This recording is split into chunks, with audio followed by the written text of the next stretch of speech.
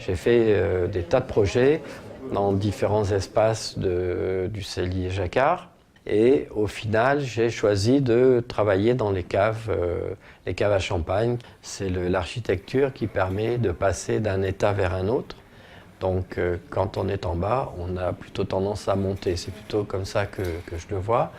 Et d'autant que les cercles que j'ai dessinés dans ces caves, en fait, symbolisent la lumière qui est absente. Comme les caves sont éclairées par des projecteurs, des lumières artificielles, donc c'est la peinture, c'est la feuille d'argent qui renvoie la lumière. Les lieux dans lesquels je travaille sont chargés d'une histoire, d'un passé. Ce que j'essaye d'introduire, c'est une forme simple, qui soit reconnaissable par tout le monde.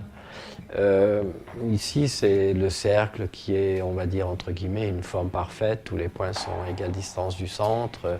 Il y a l'idée de mouvement. Mais il y a aussi un côté statique, par exemple, dans la philosophie asiatique. Le cercle, c'est l'endroit où on médite. J'utilise un appareil photo grand format.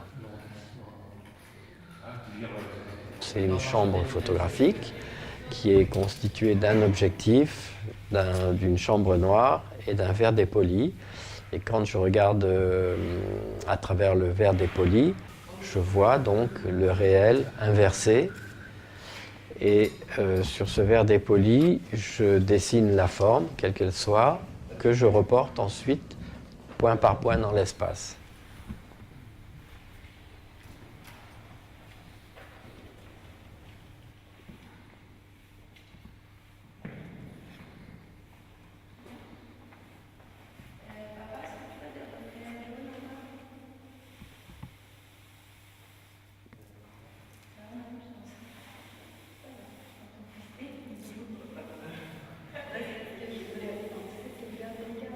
Je regarde avec le Polaroid ma lumière et j'essaye ensuite de modeler, de manipuler avec des réflecteurs, avec des miroirs. Là, ici, dans le cas de Jacquard, c'est avec des projecteurs puisqu'il n'y a pas de source naturelle. Moi, j'ai dessiné des cercles, d'abord à la peinture blanche, donc c'est la lumière blanche qui arrive par la forme, par la peinture elle-même. Ensuite, la deuxième version, c'est la peinture phosphorescente, le phosphore qui diffuse une petite lumière qui rend abstrait l'espace finalement. Et la troisième version, c'est la feuille d'argent qui renvoie la lumière.